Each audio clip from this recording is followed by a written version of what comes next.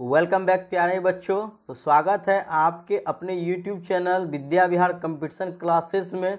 और बच्चों यहाँ हम लगातार आप लोगों के लिए RRB NTPC के स्पेशल सेट्स को लेकर आ रहे हैं, जिनमें कि बच्चों काफ़ी ज़्यादा इम्पोर्टेंट और काफ़ी ज़्यादा बोर्ड मॉडल क्वेश्चंस का सिलेक्शन किया गया है, जो कि बच्चों आने वाले एग्जाम्स के लिए काफ़ी इम्पोर्टेंट तो है ही, साथ में बच्चों इन सवालों का जो सोल्यूशन किया गया है वो एक बेहतरीन लॉजिक के द्वारा किया गया, जिससे आप हिसाब के कॉन्सेप्ट्स को आसानी से समझ सके, साथ ही उसे कम से कम समय में कैसे सॉल्व कर सकते हैं इस पर भी ध्यान दिया गया है। तो बच्चों उम्मीद है कि इन सभी सेट्स को लगातार आप लोग इसके अपडेट्स में रहने से आपको बेहद ही फायदा हो सकता है बच्चों।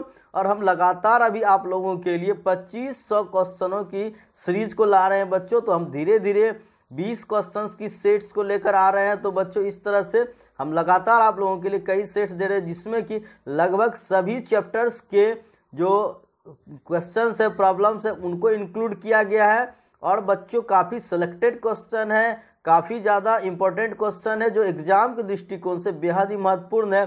तो बच्चों उम्मीद है कि इससे आप लोगों को काफ़ी ज़्यादा फायदा मिल तो सकता है।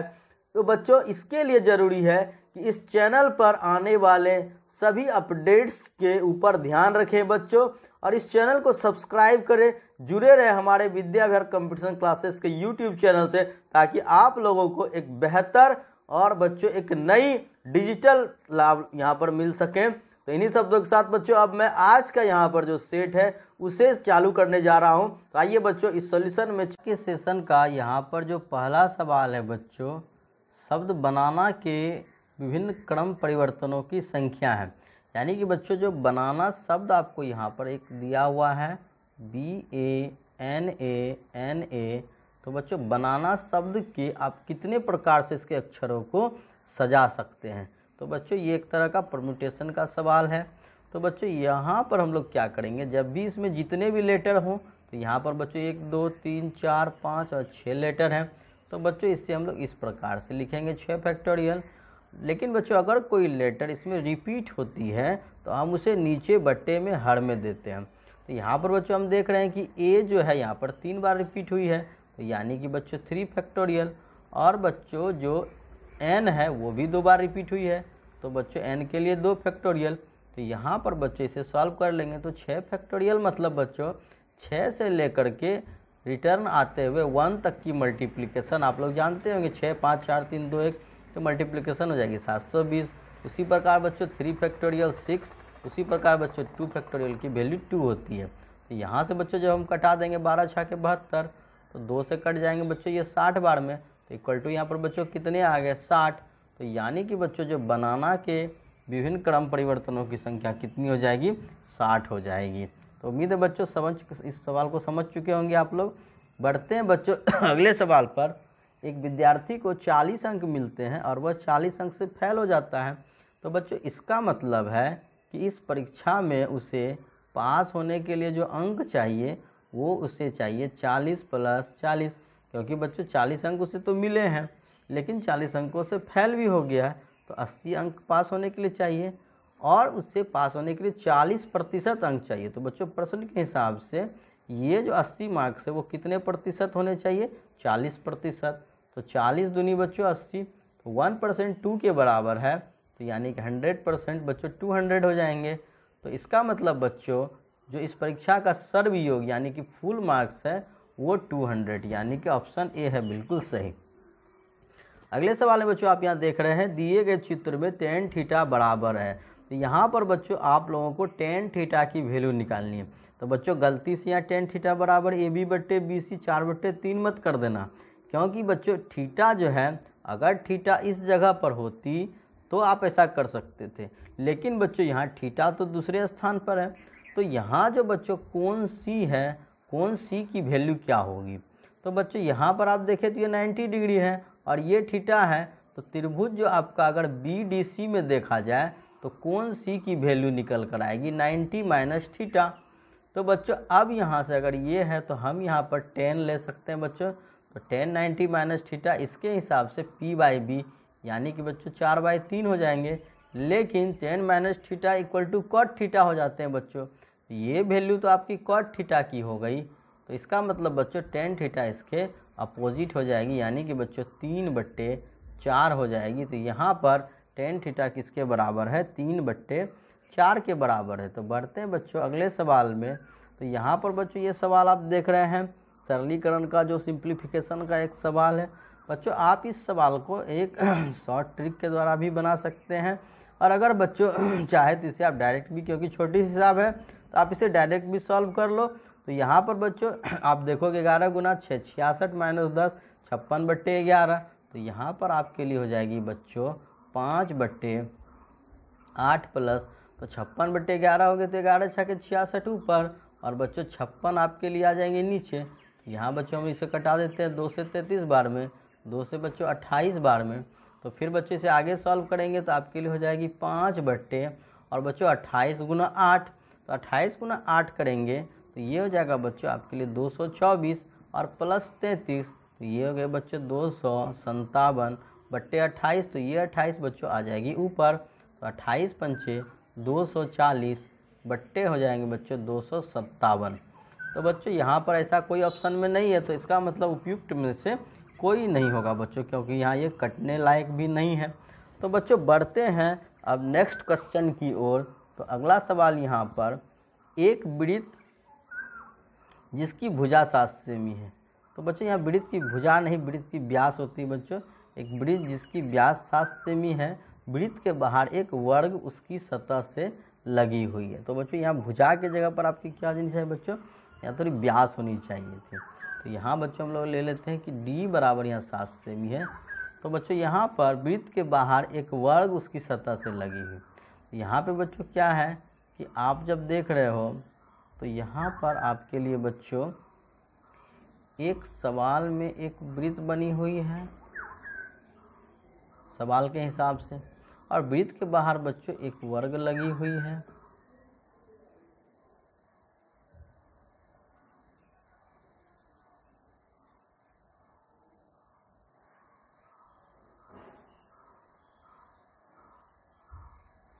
तो इस प्रकार से बच्चों ये वृत्त के बाहर एक वर्ग लगी हुई है।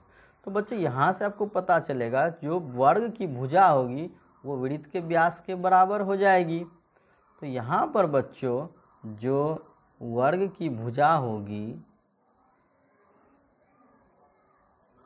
वो आपके लिए कितनी हो जाएगी बच्चों, 7 सेमी ही हो जाएगी। तो इसलिए बच्चों जो वर्ग का जो विकर्ण हो जाएगा, वर्ग का विकर्ण जो होता है बच्चों वो भुजा √2 होता है, यानी कि विकर्ण 7√2 हो जाएंगे। तो ये बच्चों 7√2 हो जाएंगे। तो बच्चों विकर्ण यहाँ पर निकल गया 7√2। अब सवाल में कहा जा रहा है वर्ग के विकर्ण पर एक वर्ग बनाया गया। तो बच्चों इसका मतलब है वर्ग के विकर्ण पर वर्ग बनाने का मतलब है बच्चों कि इस विकर्ण को भुजा मानकर हम एक यहाँ पर बच्चों वर्ग बना लेंगे। तो इसकी जो विकर्ण जो है बच्चों वो इस बड़े वर्ग की भुजा बन जाएगी। तो बच्चों यहाँ पर जो बड़े वर्ग की भुजा कितनी हो गई बच्चों, 7√2। तो उस पर बने वर्ग का विकर्ण कितना है। तो बच्चों अब जब आप इसका विकर्ण निकालोगे तो फिर से बच्चों भुजा इंटू √2 हो जाएगी। तो बच्चों √2 मिलकर 2 और 2 सत्ते बच्चों 14, यानी कि बच्चों जो इस भुजा पर जो विकर्ण पर जो वर्ग बना उसका विकर्ण 14 सेमी हो जाएगा। तो बढ़ते हैं बच्चों अगले सवाल की ओर। यहाँ पर नीचे दिए गए घटकों में से कौन सा सबसे बड़ा है।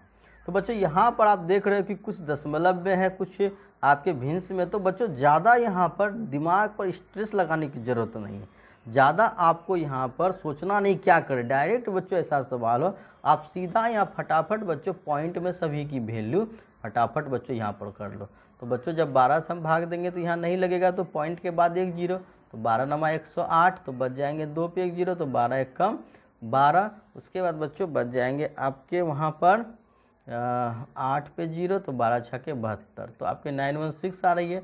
और ये बच्चों 0 पॉइंट आपके यहाँ 91 है, तो कुछ नहीं है, तो ये 910 हो गए। तो यहाँ पर बच्चों अब आपके लिए फिर 6.3/7, तो यहाँ से बच्चों आपके 7 नमा 63, ये तो बच्चों 0.9 हो गए। और बच्चों 8.3/9 करोगे तो आपके लिए 0.9 नमा 81, उसके 2 बचेंगे 9, उस पर आप 0 दोगे बच्चों 81 और 2 पर 0 तो 9 कम हो जाएंगे बच्चों। 9 सॉरी बच्चों यहाँ पर 9 दूनी 18 तो 0.92 यानी कि बच्चों इनमें सबसे बड़ा आपका इसकी ही वैल्यू आ रही है। तो बच्चों ऑप्शन नंबर डी, पॉइंट बदलने के बाद जो आपके ऑप्शन डी है उसकी वैल्यू बच्चों सबसे ज़्यादा आएगी। तो उम्मीद है बच्चों ये सवाल आप लोग इस तरह से ही बनाएं तो ज़्यादा बेहतर होगा, ताकि आसानी से आप लोग इसे निकाल सकें।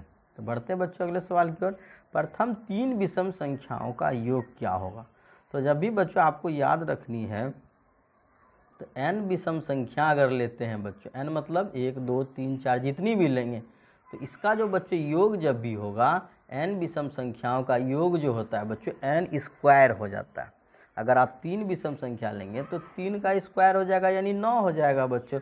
4 अगर विषम संख्या लेते हैं तो योग 16 हो जाता है यानी 4 का स्क्वायर। तो n विषम संख्याओं का योग n स्क्वायर। तो बच्चों यहाँ पर अगले सवाल पे चलते हैं। यदि एक विक्रेता का कमीशन है 35%, तो वो 8,000 रुपये की कीमत का माल बेचने पर कितने रुपए कमाएगा? तो बच्चों जब भी कोई 8,000 का माल खरीदेगा तो विक्रेता का कमीशन तो यहाँ पर 35% है, यानी कि बच्चों यहाँ से हम 8,000 का 35% निकाल लेंगे। तो बच्चों यहाँ से आपकी 8,000 का 35% जो हो जाएगा बच्चों, तो आपके लिए हो जाएगा 280 पे 0 यानी कि 2,800 रुपये हो जाएंगे बच्चों आपके लिए यहाँ पर कमीशन। तो बढ़ते हैं बच्चों अगले सवाल की ओर। किसी अंक के 20% को 20 में जोड़ा जाता है तो वही अंक बन जाता है। तो बच्चों 20% सबसे पहले बच्चों आप देखो कि 20% कितने होते हैं? 1/5 होते हैं। तो यानी कि बच्चों 5 का 20% कितना हो गया? 5 का 20% बच्चों 1 हो गया। तो अगर 1 में बच्चों हम कितना जोड़ेंगे? 4 जोड़ेंगे तभी ये 5, यानी कि एक संख्या में अगर हम 4 जोड़ रहे हैं तो वो अपने यानी कि 20% जोड़ रहे हैं। तो बच्चों यहाँ पर हम अगर 1 में 4 जोड़ेंगे तब वो खुद के बराबर हो जाएगा, लेकिन यहाँ बच्चों 4 नहीं जोड़कर कितना जोड़ा जा रहा है? 20। तो बच्चों यहाँ 20 जोड़ा जा रहा है तो कितना गुना ज़्यादा? 5 गुना ज़्यादा। तो बच्चों यहाँ पर वह जो अंक है वो बच्चों 5 नहीं होकर 5 गुना ज़्यादा यानी कि बच्चों 25 हो गए। तो आपका सही जवाब है बच्चों 25, यानी 25 का जो 20% होता है वो 5 होता है और 5 में 20 जोड़ोगे तो 25 हो जाएंगे। तो बढ़ते हैं बच्चों नए सवाल की ओर। किसी संख्या के 2 अंकों का जोड़ 9 है। जब 9 को उस संख्या से घटाया जाता है तो अंक अपनी जगह बदल लेते हैं, संख्या क्या होगी? तो बच्चों यहाँ पर ऐसे सवाल को आपको सीधे तौर पे ऑप्शन से बना देनी है कि 2 अंकों का जोड़ 9 है। तो आप यहाँ सभी ऑप्शन में देख रहे हो कि अंकों का जोड़ 9 है, लेकिन बच्चों जब उस संख्या से 9 घटाया जाता है तो अंक अपनी जगह बदल लेते हैं। तो बच्चों हम अगर 45 में अगर हम बच्चों 9 घटाएंगे तो यहाँ तो आपकी 36 हो जाएगी, तो ये तो अंक भी बदल गए। और अगर बच्चों अगर हम 54 में अगर 9 घटाएंगे तो 45, तो बच्चों यहाँ देखो योगफल तो 9 है, और जब हम इस अंक में संख्या में 9 घटा दिए तो अंक का स्थान अदल बदल हो गया। तो इसका मतलब बच्चों यहाँ पर ऑप्शन हो जाएंगे 45। तो बढ़ते बच्चों अगले सवाल की ओर। किसी राशि में से 10% घटाकर फिर शेष में 20% घटाकर 360 रुपये बच गए। तो पहले बच्चों आप जानते हो 10% घटाया तो इसे हमने 10 से कितना कर दिया बच्चों? 9 कर दिया। फिर बच्चों शेष में हमने 20% घटाया यानी कि उसे 5 से हमने कितना कर दिया बच्चों? 4 कर दिया। तो यहाँ पर बच्चों अगर शुरू में संख्या रही होगी 50 तो बाद में बच्चों हो जाएगी वो संख्या 9 चौके 36। तो बच्चों यहाँ पर ये आपकी संख्या जो है घटा करके 36 नहीं 360 हो रहे हैं, यानी कि बच्चों इससे 10 गुना ज़्यादा। तो इससे 10 गुना ज़्यादा करने पर ये हो गए 500, यानी कि बच्चों ये आपके जो मूल राशि है वो आपके हो गए 500 रुपये। तो बढ़ते हैं बच्चों अगले सवाल की ओर। किसी वस्तु का अंकित मूल्य क्रय मूल्य से 25% ज़्यादा है, यानी कि बच्चों अगर आप 100 रुपये में ख़रीद कर लाते हो तो अंकित मूल्य यानी कि बच्चों आपने उसकी MRP कितनी लगाई है?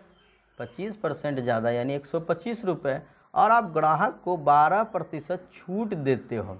तो बच्चों 12%, अब आप 125 पर 12% यानी कि बच्चों आपके हो जाते हैं 3/25। तो बच्चों 25 पंचे 125 तो 5 दिया 15, यानी कि बच्चों जब आप 125 के 12% छूट देते हो, इसका मतलब 15 रुपये आपने छूट दिया। तो 15 रुपये छूट देने के बाद बच्चों आपके कितने आए 110, तो आपने उसमें फ़ायदा कितना हुआ 10% आपको लाभ हुआ, क्योंकि आपने उसे तो 100 रुपये में ही खरीदा था। तो बढ़ते हैं बच्चों अगले सवाल की ओर। 11 सेब 10 रुपये में खरीदे गए और 10 सेब 11 रुपये में बेचे गए, तो कितने प्रतिशत का लाभ हुआ।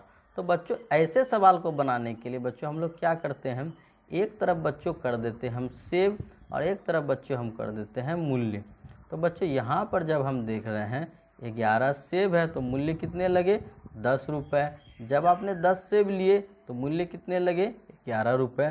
तो बच्चों सबसे पहले हम क्या करेंगे, यहाँ पर हमने सेबों की जो संख्या है वो अलग अलग खरीदी है। तो सबसे पहले बच्चों हम लोग क्या करते हैं, सेब की संख्या को इक्वल कर लेंगे कि समान मात्रा में सेब खरीदने और उतनी ही मात्रा में बेचने पर पैसों में क्या डिफरेंस आया।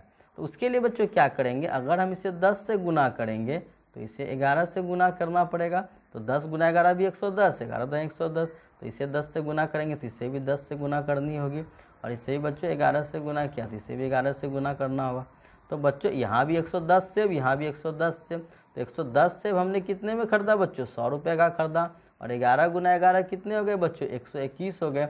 यानी कि बच्चों अगर हम वहाँ पर 100 में खरीदे थे तो बेचने पर कितना आया 121, तो फ़ायदा कितना हो गया बच्चों 21% यहाँ पर आपको हो गया फ़ायदा। तो बढ़ते बच्चों अगले सवाल की ओर। मोहन वर्ष 2008 के अगस्त महीने के किसी निर्दिष्ट दिन पर कोई आवश्यक कार्य हाथ में लेने का निर्णय, यानी 2008 के बच्चों अगस्त महीने में वो काम लेना चाहता है किसी भी दिन में। तो मोहन द्वारा कार्य हाथ में लेने के लिए चुने गए दिन शनिवार होने की प्रायिकता क्या होगी। तो चूंकि बच्चों अगस्त जो होता है वो 31 दिनों का होता है, तो अगस्त 31 दिनों का है, तो बच्चों उसमें संभावना होती है कि कोई भी दिन अधिकतम इसमें बच्चों 5 बार तो जा ही सकते हैं। तो शनिवार 5 शनिवार उस महीने में होंगे, तो बच्चों 5 शनिवार होंगे, तो 5 बट्टे कुल दिन 31 है, तो प्रायिकता हो गई बच्चों 5 बट्टे 31। शनिवार को होने की प्रायिकता 5 बट्टे 31 हो जाएगी। तो बढ़ते हैं बच्चों अगले सवाल की ओर। खुशी और जागृति की आयु का अनुपात 5:8 है। तो यहाँ पर बच्चों इसकी आयु का अनुपात सबसे पहले क्या है बच्चों 5:8। 8 वर्ष के बाद बात की जा रही बच्चों, तो 8 वर्ष के बाद आयु का अनुपात कितना हो जाएगा 3:4। तो यहाँ पर बच्चों आप देखोगे तो 5:4, यहाँ 1 की डिफरेंस है, 3 की डिफरेंस है, और यहाँ पर बच्चों 1 की डिफरेंस है। तो इसलिए बच्चों इसके डिफरेंस हम लोग इसे मल्टीप्लाई कर लेंगे और इसके डिफरेंस से मल्टीप्लाई कर लेंगे। तो 5:8, और बच्चों ये हो गया आपके 3 तिया 9 और 4 तिया 12।